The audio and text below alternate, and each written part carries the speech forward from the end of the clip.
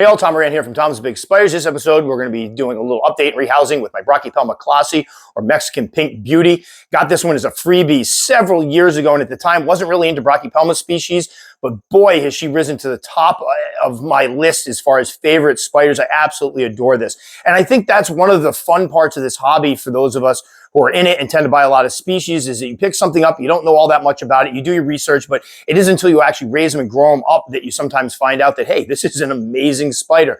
So really glad I got this one. Now, the Brachypelma klaasi is a New World species from Mexico. It is a large terrestrial, reaching about 6 inches or so as an adult, or 15¼ centimeters. And temperament-wise, most folks report that theirs are rather laid back, even tractable, but of course, temperament can vary from spider to spider, so always be careful there. Is this a good beginner species? Yes, I would say it's an excellent beginner species. They are beautiful, they are more laid back. The only issue that people might have with them is it can take a while growing up a teeny tiny sling to the beautiful adult you're about to see here. And I think some folks that are new to the hobby are a little impatient with that. But if you have the patience, my gosh, is it worth the wait to see those adult colors start to come in and to see it kind of morph into what spider you're about to see here. So enough of me talking. Let's take a look at the Brachypelma klaasi, or Mexican Pink Beauty. Okay, so we're about to rehouse my Brachypelma klaasi, or Mexican Pink Beauty. I got this one here, and I'll open up so Billy can get some shots for her, because she is stunning. I got this one here as a sling back in September of 2016. It was actually a freebie, and probably one of the best freebies I ever got, because this is rapidly turned into one of my favorite spiders in my collection. But it was a they're slow-growing species, so for folks that like Brachypelma, just know that if you get a sling, it's going to be a while before they look like this. Her first rehouse was in early 2018. At that point, we had her in an Exoterra breeding box, the 8x8 by 8 inch ones, which I believe in centimeters is 20.3 by 20.3 by 20.3. Hopefully I got that conversion right. I messed one up in the last video. But I eventually moved her out of the Exoterra breeding box. And then in March of 2021, if Billy wants to back up a little bit, we put her into this here, which is one of the M Design stackable storage boxes. They're under a bunch of names. They're on Amazon. I love them. I use them. What do we got here? 1, 2, 3, 4, 5, 6, 7, 8, 9, about 20 of them in use right now. I love them for medium-sized spiders. These go about 12¾ inches by 7¼ inch by about 7 inches high. There's also one I think that's like 9 inches high. You can get a deeper one for fossorial species. I haven't purchased one yet. I don't know why. They're a little more pricey, but they're great for fossorials because they have that extra depth. But I love these. They're stackable. And what I do, I've had people ask me what I do about the fact that they don't secure. Obviously, a tarantula that's motivated can get right out of here. I have shelves positioned so that when I put them too high, that they slide right in and neither of the covers can move. But some people will take the acrylic hasps and go ahead and glue some hasps on here to hold them shut. So whatever you prefer, not that difficult to do.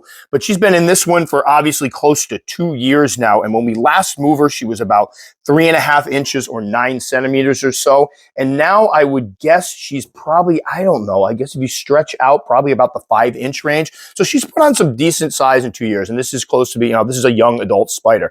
Will she get a little bit bigger? Probably a little bit bigger, but not much. And I'm guessing her growth will slow down a bit. But she's been a wonderful spider. Temperament-wise, she was a little skittish as a sling, but as she got older, she seemed to calm down quite a bit. Always been a great eater, especially for a brachy, and I think that has attributed the fact that she's put on some decent size in the last couple of years. So what we are going to put her into is this here. Haven't used one of these in a while. I think I have, 3 or 4 of these. These are the Jamie's acrylic enclosures. I love these. I've used a lot of them. They measure 8 by 8 by 14, or again, 20.3 by 20.3 by 36 centimeters. I think that's correct to mention. They are constructed in a way that you can either make them terrestrial by laying them down like this, or if you stand this up on the, I don't have a picture of one, unfortunately, but if you stand it up, this becomes the front opening and it can be an arboreal enclosure, which is really good. A little extra versatility there. But what I have inside the substrate is a mix of cocoa fiber and peat. Then we have 2 cork bark hides. I've been doing 2 cork bark hides for most of mine to give them a choice of where to go. We have some leaf litter. The moss is dry. This is a species that likes it arid. It will have a water dish, obviously, but I'm not going to moisten this moss down. This is more just for aesthetics. It looks pretty. And again, a note about the two hides. I have been offering them a choice of hides lately, and it's been fun just kind of seeing which one they pick. I'm about 50-50 for figuring out, but it gives them a choice of where to settle down. So I think a lot of times what we do is we put in one piece of cork bark, because again, this stuff is pricey and expensive, and we hope the spider goes in there and it might not immediately cotton to that area, so it kind of wanders around a bit. Now, if you give it two, it's got twice the spots to settle down in, so they usually settle down a little more quickly. So what we're going to do here, I'm not sure. She's usually fairly docile, but we'll see how it goes. I think we're going to use Simply Limeade. And I could probably, this is one of the ones I could probably do the poke and pray, and we call the poke and pray when you poke the spider in the butt and you just kind of pray it goes to the right spot. I've done that before. I do a lot of rehousings up here by myself, and sometimes I do that. The only issue with a situation like that, where if I poke her and she doesn't go the way I want, then you can have an issue. So what we try to do is the safest method possible is using a catch cup, because that way the spider's contained. Also, what people don't seem to recognize is that when you put the catch cup over top of them, it also cuts down the airflow, makes them feel a lot more secure usually. So what we're going to do is just kind of bump her right in here. Whoop. Right in the butt. Oh my gosh, she is so beautiful. There's a little leg hanging over, a little butt shot. It seems to be our trademark, because unfortunately they're facing the other direction. Absolutely, I'll put her under the light a little bit. Absolutely gorgeous spider. And this enclosure that we had her in here wasn't necessarily too small for her, but I wanted to give her more room to move around. And this enclosure that we're going to put her in now is kind of special. I'll talk about that in a second, but let's get her out of this first. You're going to go this way? Yeah. You're going to go back that way. Yeah, there you go. See, there's a little scramble, and that's why you got to be careful with the poke and pray, because if they bolt, they go nuts. All right, so this enclosure here was actually the Queen's, my G. Porteri. I actually specifically purchased it from her, from Jamie's Tarantulas years ago when I was just getting serious into the hobby. I wanted something nice for her, and I picked this one up, and it's been sitting in my garage for, oh my gosh, the Queen passed, I think, what, close to 2 years ago or so, a year and a half ago. And so I was trying to figure out what to put in this. I wanted to use it again, but it had to be a special spider. My Grandma Stola Pulchripes, which is another one of my top favorite spiders in my collection, is actually in a beautiful enclosure behind us, the Arachnosis enclosures. So she already has a beautiful adult enclosure. So this was the next one up, because those are two of my favorites. But really excited to finally have another spider in here, and very excited to have her in there, hopefully for a long, long time, because this is a very long-lived species.